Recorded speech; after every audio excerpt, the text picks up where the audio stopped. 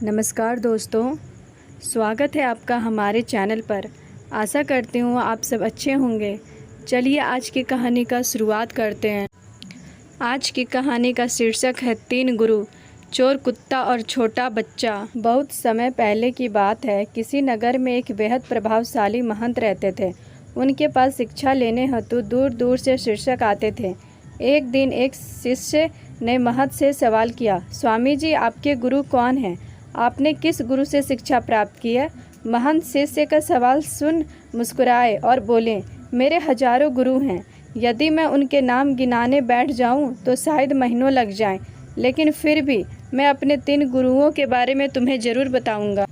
मेरा पहला गुरु था एक चोर। एक बार मैं रास्ता भटक गया था और जब दूर किसी गांव में पहुंचा तो बहुत देर हो गई थी। सब दुकानें और घर बंद हो चुके थे, लेकिन आखिरकार मुझे एक आदमी मिला जो एक दीवार में सेंध लगाने की कोशिश कर रहा था।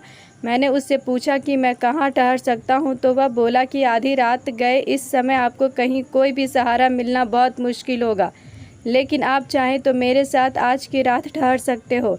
मैं एक चोर हूँ और अगर एक चोर के साथ रहने में आपको कोई परेशानी नहीं होगी तो आप मेरे साथ रह सकते हैं। वह इतना प्यारा आदमी था कि मैं उसके साथ एक रात की जगह 1 महीने तक रह गया। वह हर रात मुझे कहता कि मैं अपने काम पर जाता हूँ, आप आराम करो, प्रार्थना करो।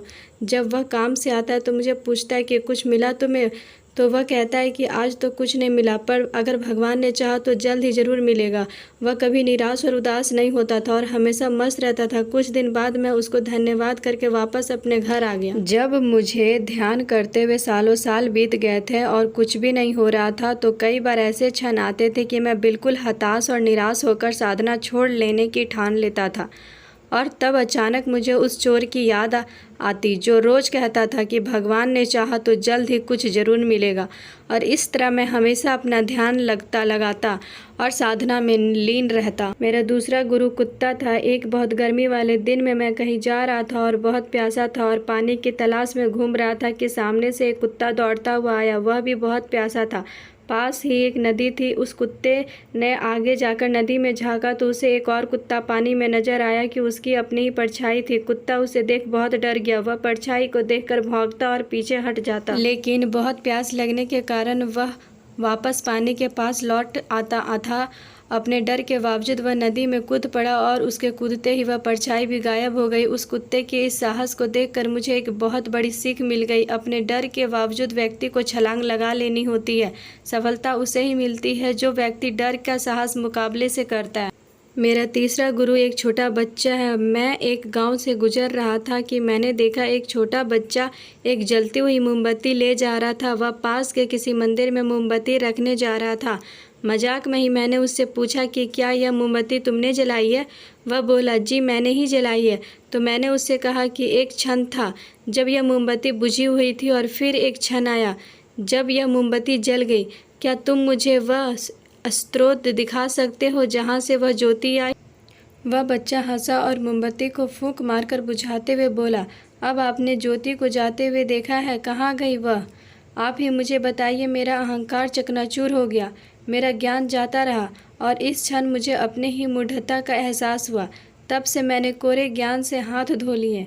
शिष्य होने का अर्थ क्या है? शिष्य होने का अर्थ है कि पूरे अस्तित्व के प्रति खुले होना, हर समय हर ओर से सीखने को तैयार रहना, कभी किसी की बात का बुरा नहीं मानना चाहिए।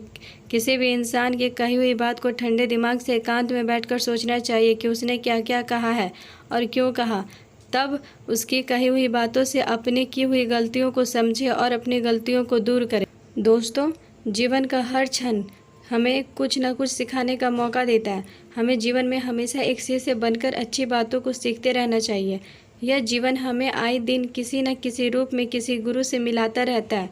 यह हम पर निर्भर करता है कि क्या हम उस महंत की तरह एक शिष्य बनकर उस गुरु से मिलने वाली शिक्षा को ग्रहण कर पा रहे हैं कि नहीं। तो दोस्तों, आज की कहानी आपको कैसी लगी कमेंट बॉक्स में ज़रूर बताइएगा। वीडियो अच्छी लगी हो तो एक लाइक कर दीजिए और अगर मेरे आप चैनल पर नए हो तो हमें सब्सक्राइब कर लीजिएगा। थैंक यू दोस्तों, कल मिलते हैं एक नई कहानी के साथ।